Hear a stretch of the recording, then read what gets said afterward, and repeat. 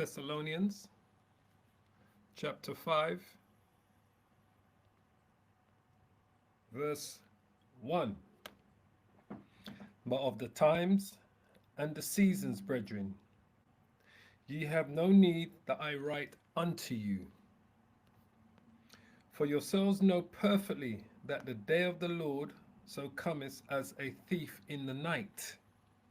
For when they shall say peace and safety, then sudden destruction cometh upon them, as a travail upon a woman with child, and they shall not escape. But ye, brethren, are not in darkness, that that day should overtake you as a thief.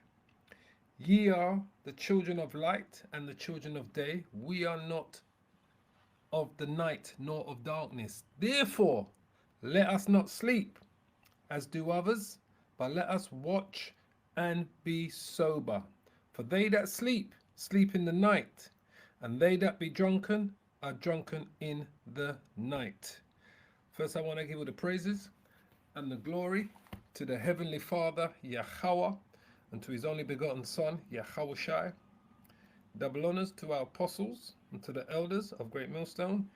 Shalom to you, and shalom to the hopefully elect brothers and sisters of the house of Israel, the true Hebrew Israelites. Many are called, few are chosen. Many are called, few are chosen. So,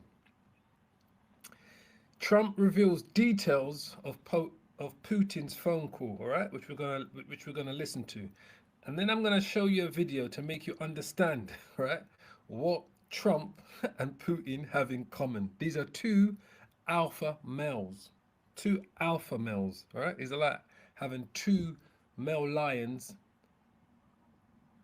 fighting over the same territory, but they are two alpha males. That's the first thing they truly have in common, these two men, and I'm going to show you why. Why did Trump go to Putin before he went to Zelensky? All right, but let's first listen to what was said in that phone call that they had, and then we're going to go to another video, and then we're going to bring out some scriptures. President Trump has just spoken with Russian President Putin, and some details come directly from the president. He has just put out on his Truth Social, and so it's everywhere now, that they discussed Ukraine, the Middle East, energy, artificial intelligence, and the dollar. He also revealed the two agreed to visit each other's countries. He said, I had a lengthy and highly productive phone call with President Vladimir Putin of Russia.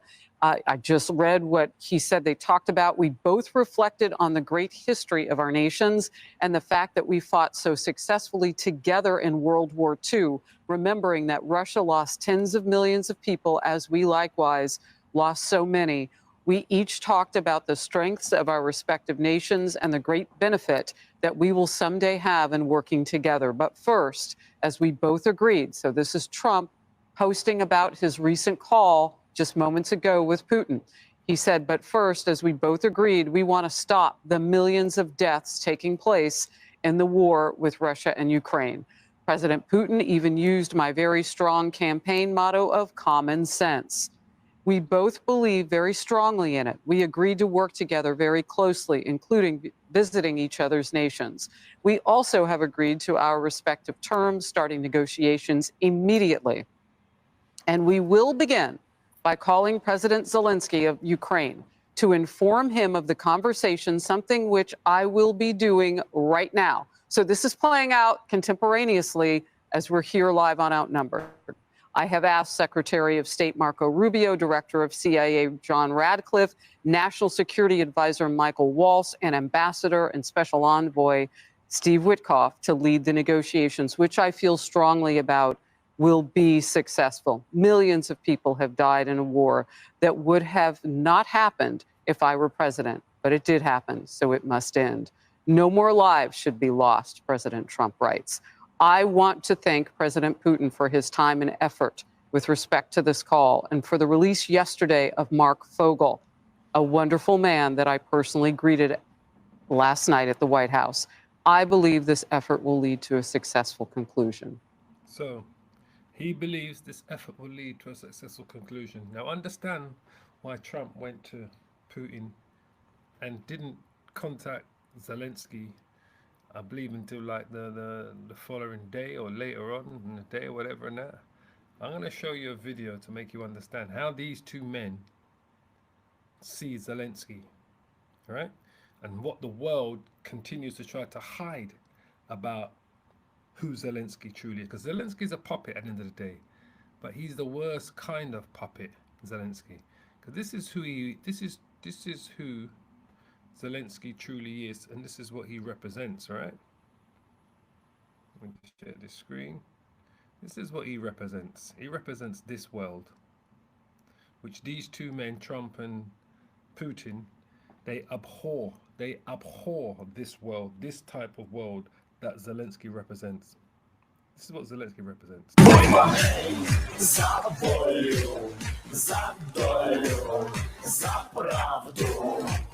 Будьмо гей, по першій, по другій, по третій. Будьмо гей, сам ти гей, за Юлю, на долю, за Ляшка. That's the Ukrainian president, right? Second to your left on the screen. That's the Ukrainian president. That's what he represents. Do you really think Trump wants to talk to a man like that? Do you think Putin wants to deal with an abomination like that? Truly.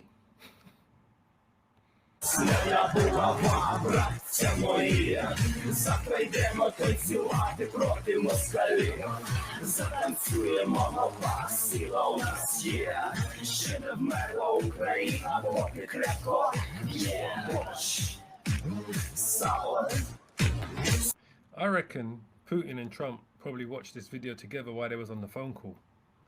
I reckon they must have watched this together to think, does this abomination think I'm going to make a deal with him? Truly, I believe they must have watched this together while they was on that phone call for an hour and a half. It's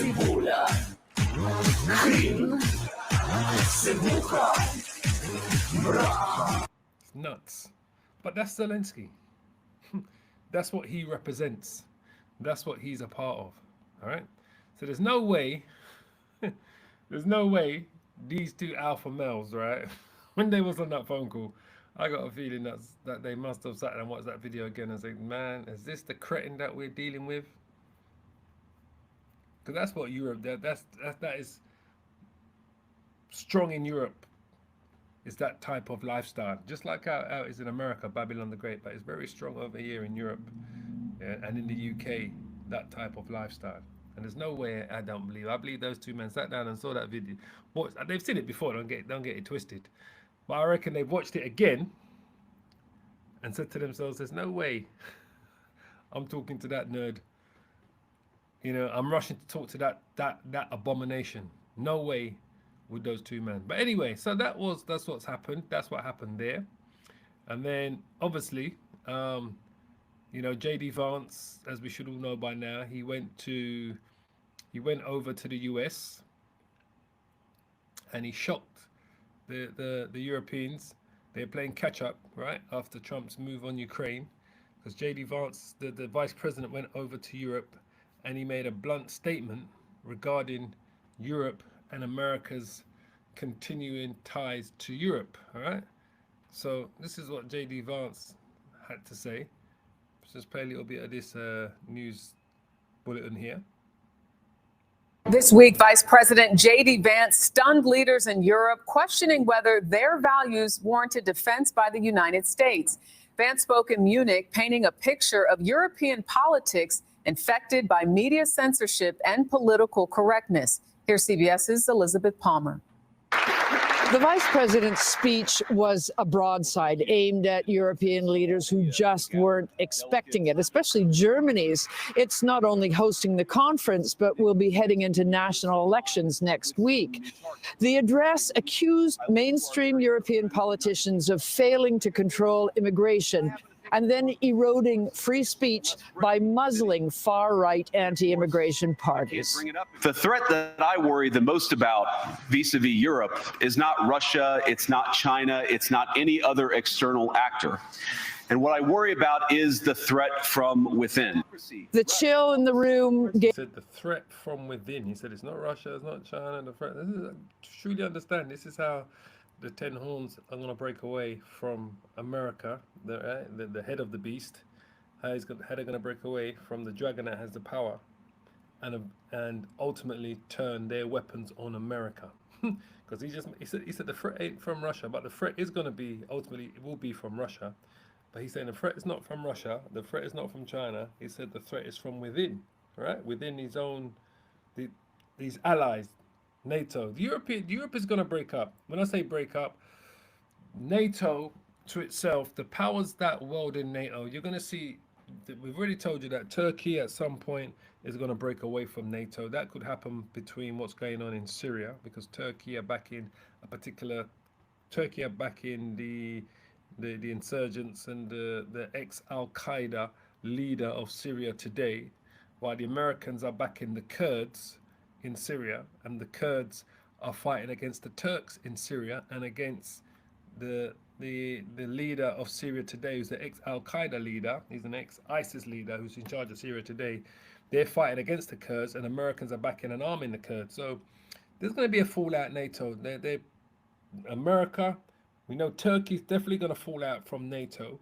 America is probably going to follow quick on its heels. It's going to divulge itself from NATO to leave these European nations to fight over who's going to run NATO, who's going to lead NATO once that happens. But it's going to happen. It's going to happen, all right? Because the scriptures are quite clear regarding how the Russians are going to gather the nations, and Turkey is one of those nations to come up against the land of Israel, right? The state of Israel during the War of Armageddon. The scriptures are quite clear that the whore, which is Babylon the Great, right? The 10 horns is going to burn the whore with fire, right? The 10 horns is Europe. The European leaders, the 10 horns make up the majority of NATO, but the head of NATO is America right now. So he just said the threat is not from outside. Let's play that again. He said it's from within. by muzzling far-right anti-immigration parties. The threat that I worry the most about vis-a-vis Europe is not Russia, it's not China, it's not any other external actor. And what I worry about is the threat from within.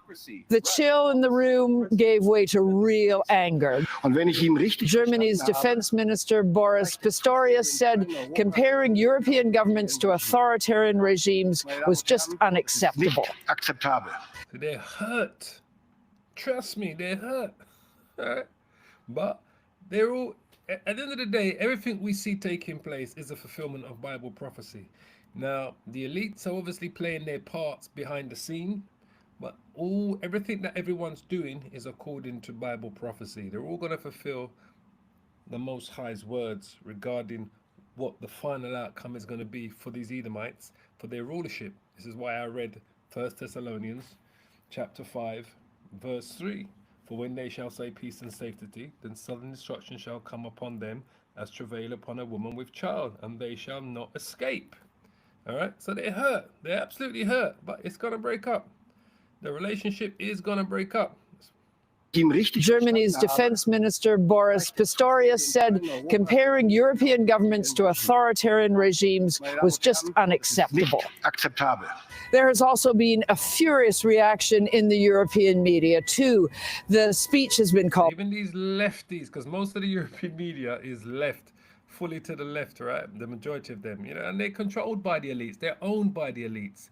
So they're furious because, Biden was more of a puppet than Trump. Don't get this twisted. Trump is still being controlled by the elites and super elites. That's why he's got Elon Musk by his side, right? Their handlers have always kept very close to them, all right? And I believe that the one that was the handler for Biden was that Jake, what his name was, Jake something, who was in charge of national intelligence. I believe he was Biden's direct handler. But like I said, they're all controlled. Ultimately, they're all controlled. Trump is controlled like any other president. But Trump also has a mindset to do certain things certain way. But ultimately, he is still being guided by his handlers. All right? But they're hurt.